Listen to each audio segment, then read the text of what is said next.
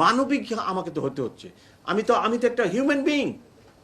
আমি কি এই লোকগুলা ফুটপাতে বসে 300 400 500 টাকা ইনকাম করে তার পরিবার নিয়ে আছে, আপনি রাতারাতি তাকে বলবেন গেট আউট, এখানে বসতে পারবো না? আপনার আমি কি একটা মানুষ না? অমানুষের মতো একটা হুকুম আমার পুলিশকে দিয়ে বাস্তবায়ন করে ফেলাবো? আমি কি বললাম?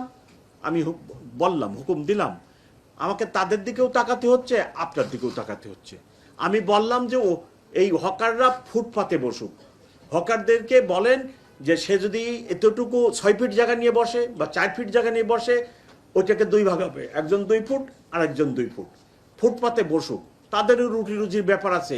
আপনার আনএমপ্লয়মেন্ট বেড়ে যাবে, তখন আবার ছিনতাইকারী বেড়ে যাবে, এক একটার সাথে একটা রিলেটেড, গরিব দেশে যা হয় আর কি। তো আমি তাদেরকে এসি সাহেবকে নির্দেশ দিলাম। পরবর্তীতে আমার এডিশনাল কমিশনারকেও আমি পরের দিন সকালে ডেকে বলছি যে ওইখানে রাস্তাটা ফুটপাত হকাররা দখল করবে না, রাস্তাটা দখল করবে না, কিন্তু ওরা ফুটপাতে থাকুক।